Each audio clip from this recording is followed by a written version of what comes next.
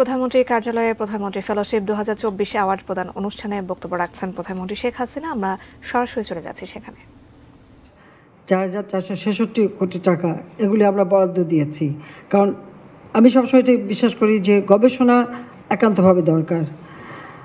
আমরা mobile network ভিস্যাট স্থাপন এবং এতে বেশিরভাগ আমরা ব্যক্তি খাতকে সুযোগ দিই। কম্পিউটার এবং যন্ত্রাংশের উপর দিয়ে সমস্ত ট্যাক্সগুলি কমিয়ে মানুষের স্বল্প হিসাব পায় সে ব্যবস্থা নিই।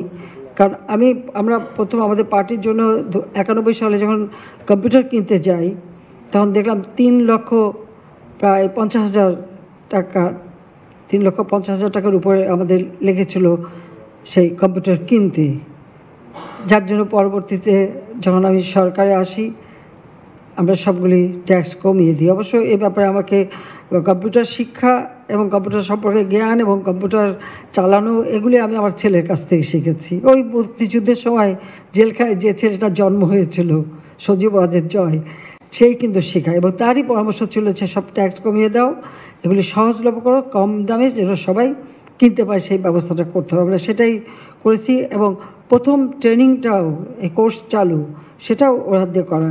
এভাবে আমরা বিভিন্ন করি এবং উচ্চশিক্ষায় আমরা বঙ্গবন্ধু বৃত্তিও চালু করে দিই। জাতীয় বিজ্ঞান ও প্রযুক্তি ফেলোশিপের আওতায় আমরা 986 জন শিক্ষার্থী এবং গবেষককে 1,95,00,000 টাকা বৃত্তি অনুদান প্রদান করি। সবথেকে বড় কথা যে সেই সময় আমরা এইভাবে যে ফেলোশিপ দিয়েছিলাম এবং বিদেশে পিএইচডি করতে বা উচ্চ ডিগ্রি অর্জনের জন্য যাদের পাঠিয়েছিলাম অনেকেই তখন সম্পন্ন করতে পারেনি। দুর্ভাগ্যের বিষয় 2001-এ সরকার আসতে পারেনি। যখন 2001-এ সরকার আসতে পারলাম না, বিএনপি ক্ষমতা এসেই আমাদের সেই ফেলোশিপটা বন্ধ করে দিল। এই বন্ধ করার ফলে অনেকে মাঝপথেই তাদের ওখান থেকে ছেড়ে চলে আসতে হয়েছিল, আর অনেকে কষ্ট করে থেকে গিয়েছিল সে সম্পন্ন করতে, আর অনেকে যাবার সুযোগই পায়নি। যেমন আমাদের মুখ্য সচিব, তখন তিনি আমার যিনি মুখ্য সচিব ছিলেন ডক্টর সামাদ, তার প্রাইভেট সেক্রেটারি ছিলেন, তিনি এই স্কলারশিপটা পেয়েছিলেন কিন্তু সেটা যাওয়ার সুযোগ পায়নি। আমি তাই জিজ্ঞেস করছিলাম যে তুমি আবার পরে গেলে না কেন? তার পিএইচডি করার কথা ছিল কিন্তু আর করেও নি, কারণ মনটাই ভেঙে গিয়েছিল, সেটা বাস্তব। আমি এখন তাকে বলি যে তুই আবার করো, আবার গবেষণা করো, কিন্তু এটা হলো বাস্তবতা যে বন্ধ করে দিল। আমার কাছে অবাক লাগে যে এই যে মাঝপথে বন্ধ করে দেওয়াতে কত মানুষ যে বিপদে পড়েছিল এবং অনেকে সম্পন্ন না করে চলে আসতে হলো। যাক 2008 পর্যন্ত, সেই 2001 থেকে 8 আরেকটা অন্ধকার সময় আমরা পার করেছি। 2008-এ যখন নির্বাচন হলো আমরা আবার জনগণের ম্যান্ডেট পেলাম এবং 2008-এর নির্বাচনে আওয়ামী লীগ এককভাবে 233টা সিট পেয়েছিল, আর যৌথভাবে তো আরও বেশি, আর বিএনপি পেয়েছিল মাত্র 30টা সিট। যাক আমরা সরকার গঠন করলাম, সরকার গঠন করেই কিন্তু আমরা উদ্যোগ নিলাম যে আমাদের বিশ্ববিদ্যালয় বাড়াতে হবে, গবেষণা বাড়াতে হবে, শিক্ষার মান উন্নত করতে হবে এবং ব্যবস্থা নিতে হবে এবং শিক্ষা নীতিমালা প্রণয়ন করতে হবে। পুনরায় আবার আমরা কমিশন গঠন করে শিক্ষা নীতিমালা প্রণয়ন করলাম এবং পাবলিক বিশ্ববিদ্যালয় 30টা, 63টি প্রাইভেট বিশ্ববিদ্যালয় প্রতিষ্ঠা করেছে এ পর্যন্ত। তার মধ্যে কৃষি, ভেটেরিনারি অ্যান্ড অ্যানিম্যাল সায়েন্স, বিজ্ঞান ও প্রযুক্তি, চিকিৎসা, ডিজিটাল, ইসলামী আরবি বিশ্ববিদ্যালয়, টেক্সটাইল বিশ্ববিদ্যালয়, মেরিটাইম বিশ্ববিদ্যালয়, অ্যাভিয়েশন ও অ্যারোস্পেস, কারণ আমাদের তো গবেষণা করতে হবে অ্যাভিয়েশন এবং অ্যারোস্পেস। আমরা তো চাঁদেও যাব, কাজে সে লোক তৈরি করতে হবে, কাজে সেদিকে লক্ষ্য রেখেই ইউনিভার্সিটি করে দিয়েছি। বেসরকারি ফ্যাশন ও ডিজাইন, কারণ আমাদের ফ্যাশন ডিজাইনেরও কোনো হয়েছিল না, অথচ গার্মেন্টস আমরা রপ্তানি করি, কিন্তু ফ্যাশন ডিজাইনটা তো এটা আধুনিক, সবসময় মানে এটা কাজে লাগে। কাজে আমরা এটা অবশ্য বেসরকারিভাবেই করিয়েছি। ফ্যাশন ও ডিজাইন প্রযুক্তি বিশ্ববিদ্যালয়, বিশেষায়িত বিশ্ববিদ্যালয়, প্রতিটি উপজেলায় কারিগরি প্রশিক্ষণ কেন্দ্র। সবথেকে বড় কথা, আমরা যেহেতু প্রযুক্তির উপর গুরুত্ব দিয়েছি, সেখানে হাইটেক পার্ক, হাইটেক সিটি এবং সফটওয়্যার প্রযুক্তি পার্ক সেগুলি আমরা প্রতিষ্ঠা করেছি। Computer training and incubation centre সেটা করে দিচ্ছি, যাতে করে আমাদের ছেলেমেয়েরা বসে না থাকে এবং কারিগরি শিক্ষা, ভোকেশনাল শিক্ষা, কারিগরিতে যাতে বেশি করে ছেলেমেয়ে আসে সে ব্যবস্থাও আমরা নিচ্ছি। আমরা 2013 সালে 26,193টি প্রাথমিক বিদ্যালয়ের সাথে 1,05,616 জন শিক্ষক জাতীয়করণ করেছি। যেখানে আমাদের এখন বর্তমানে আমাদের প্রতি 33 জনের জন্য কম শিক্ষার্থীর বিপরীতে একজন শিক্ষক, অথচ এটা আগে ছিল মানে বলতে গেলে তখন অনেক কম শিক্ষক ছিল। আমরা শিক্ষক নিয়োগ দিয়েছি 2009 থেকে 2023 সাল পর্যন্ত 2,38,579 জন শিক্ষক এ পর্যন্ত নিয়োগ দেওয়া হয়েছে। 2010 সাল থেকে বছরের প্রথম দিনে আমরা বই উপহার দিচ্ছি। এই বছরই তো এই 2024 সালের 1 জানুয়ারি 9,38,03,606টা নতুন বই আমরা শিক্ষার্থীদের হাতে তুলে দিয়েছি। আমরা 150টি উপজেলার সকল প্রাইমারি স্কুলে স্কুল ফিডিং প্রোগ্রাম চালু করেছি। আমাদের ঝরে পড়ার হার যেটা 2009 সালে আমরা পেয়েছিলাম 45.1%, আজকে তা কমে 13.95%-এ নেমেছে। সেই সাথে সাথে আমাদের উচ্চশিক্ষা এবং আমরা প্রাথমিক থেকে সব ক্ষেত্রেই তো আমরা এখন উপবৃত্তি চালু করেছি, কেন যেন বাবা মাকে কষ্ট করতে না হয়। বিনা পয়সায় বই এবং সেই সাথে বৃত্তি আমরা দিয়ে যাচ্ছি। আর এ বাবদে যে আমরা অর্থ খরচ করছি সেটা আমরা মনে করি যে এটা আমার দেশের কাজে আমার উপযুক্ত নাগরিক তৈরি করার জন্য। এবং কারিগরি শিক্ষায় ভর্তিকৃত শিক্ষার্থী 5,41,656 জন এবং 2022 সালে তা বৃদ্ধি পেয়েছে 15,81,485 জনে উন্নীত হয়েছে। আমরা প্রত্যেকটা উপজেলা একটা করে ট্রেনিং সেন্টার করে দিচ্ছি। টিটিসি প্রতিষ্ঠা করা হয়েছে, প্রায় 100টি 91টির শিক্ষা কার্যক্রম চালু। আর তাছাড়া প্রত্যেকটা বিভাগীয় অঞ্চলে আমরা এবার পদক্ষেপ নিয়েছি। আমরা সিলেট, বরিশাল, রংপুর, ময়মনসিংহে 4টা মহিলা পলিটেকনিক, চট্টগ্রাম, রাজশাহী, খুলনা, রংপুরে 4টি ইঞ্জিনিয়ারিং কলেজ স্থাপন, সেগুলি অন্যান্যগুলি কাজ চলছে। 329টি উপজেলায় টেকনিক্যাল স্কুল ও কলেজ স্থাপনের কাজ শুরু হয়েছে। আমরা মাদ্রাসায় ও মাল্টিমিডিয়া ক্লাসরুম চালু করে দিয়েছি। মাদ্রাসার শিক্ষার্থীরা যাতে আধুনিক শিক্ষায় শিক্ষিত হতে পারে, কর্মসংস্থান হতে পারে, বিদেশে যেতে পারে, সেই ব্যবস্থার জন্য তাদেরও আমরা মাল্টিমিডিয়া ক্লাসরুম সাধারণ স্কুলে দিচ্ছি, মাদ্রাসাগুলিতেও আমরা দিচ্ছি। তাছাড়া আমরা নতুন ভবন নির্মাণ করে দিচ্ছি, এটা স্কুলে এবং মাদ্রাসাতে প্রায় 818টা ভবন মাদ্রাসায়। আর তাছাড়া আমরা প্রায় 1,800 মাদ্রাসার মধ্যে এই ভবন আমরা নির্মাণ করেছি এবং আরও নির্মাণ কাজ চলছে।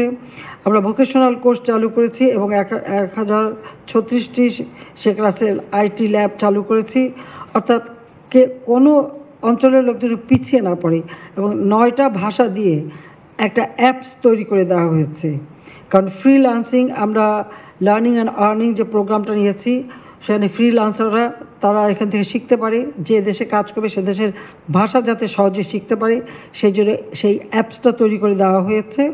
কাজে সেই ভাষা শিখে সে এখন আমাদের একটা গ্রামে বসে, ইউনিয়নে বসে তারা কাজ করে খেতে পারে, কারণ সমগ্র এলাকায় তো ওয়াইফাই কানেকশন করে দিয়েছি। ইতিমধ্যে ব্রডব্যান্ড সংযোগও দেওয়া হচ্ছে। আর স্যাটেলাইট বঙ্গবন্ধু 1 থেকেও সংযোগ স্থাপন করা যায়। দ্বিতীয় স্যাটেলাইটটা যেটা করব সেটা আরও উন্নত মানের করব, সে ব্যাপারে আমরা পদক্ষেপ নিয়েছি। সেটা কার্যক্রম শুরু হয়ে গেছে। আগামী কয়েক মাসের মধ্যে আমরা নির্মাণ কাজ শুরু করতে পারবো ইনশাল্লাহ।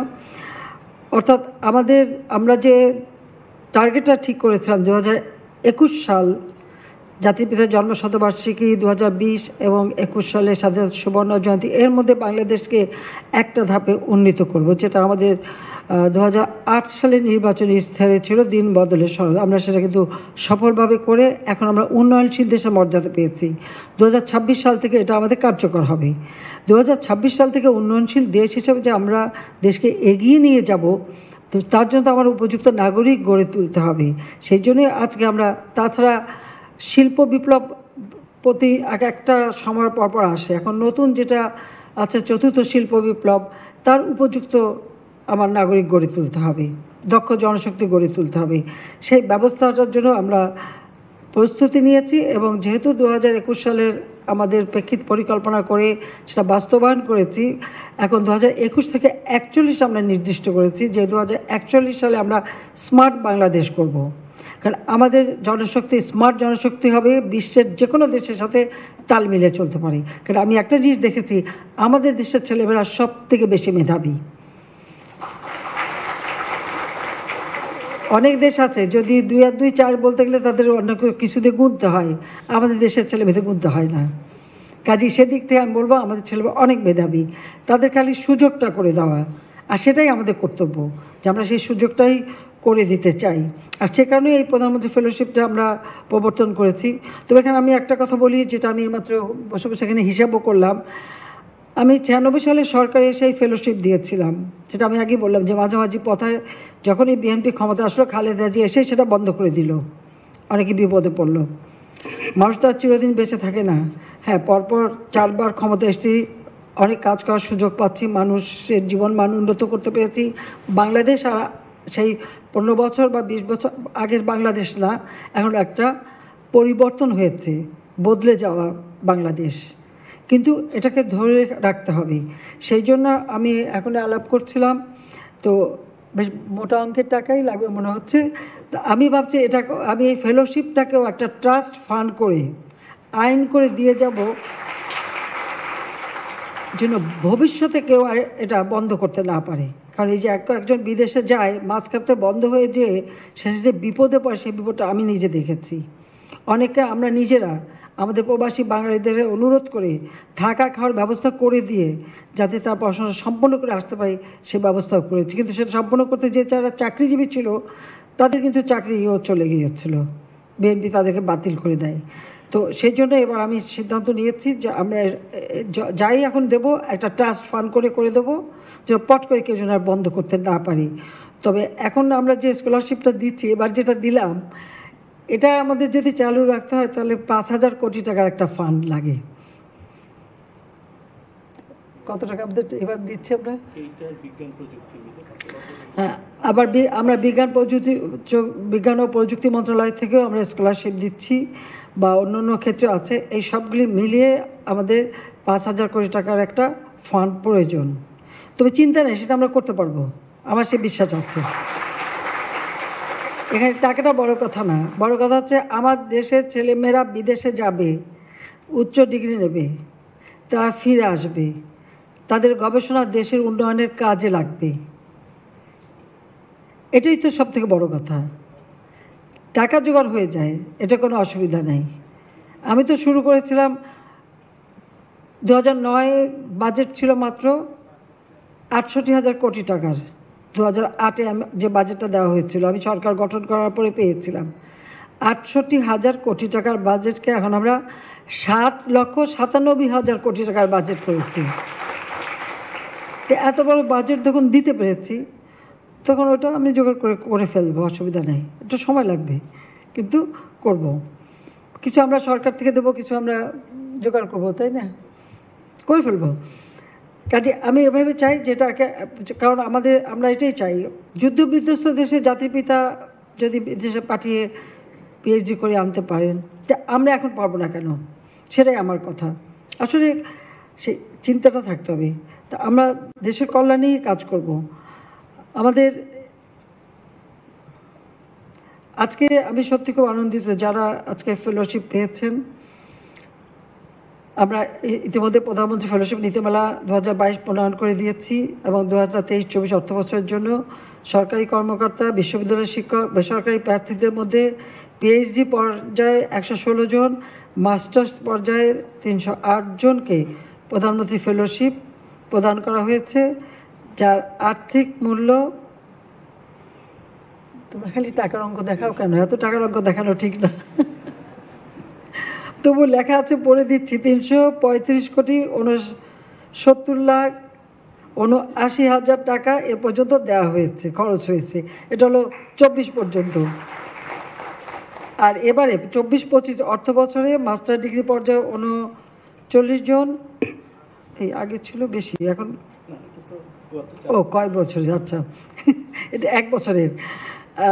মাস্টার ডিগ্রি পর্যায়ে 39 জন, পিএইচডি পর্যায়ে 11 জনকে নির্বাচিত করা হয়েছে, এবং 37 জন মাস্টার ডিগ্রি এবং 11 জন পিএইচডি ফেলোকে এইমাত্র আমরা অ্যাওয়ার্ড দিলাম, হস্তান্তর করলাম। কাজে আমি প্রিয় নির্বাচিত ফেলোবৃন্দ, আপনাকে আমি এইটুকু বলবো যে এই ফেলোশিপের জন্য যারা আবেদন করেছেন তাদের সব এবং যারা পেয়েছেন তাদের আমি সবাইকে আন্তরিক অভিনন্দন জানাচ্ছি। এবং প্রতি বছর এই ফেলোশিপের সংখ্যা নির্দিষ্ট রয়েছে, এটা টাকার হিসাব নিকাশ, সেই জন্য হয়তো আরও অনেকেই যোগ্য আছেন, আমরা দিতে পারিনি। তো যখন আমরা একটা ভালো ফান্ড তৈরি করে ফেলতে পারবো তখন আশা করি আমরা আরও ভালোভাবে দিতে পারবো, তবে অন্যান্য মন্ত্রণালয়ের মাধ্যমে আমরা দিচ্ছি। কাজে আমি সবসময় চাই যে এই ফেলোশিপটার মাধ্যমে আমাদের উপযুক্ত নাগরিক হয়ে গড়ে উঠবেন এবং আপনার যে জ্ঞান অর্জন করে সেটা আমার দেশের কাজে লাগবে। কারণ বিশ্ব পরিবর্তনশীল, এই পরিবর্তনশীল বিশ্বের সাথে আমাদের তাল মিলিয়ে চলতে হবে।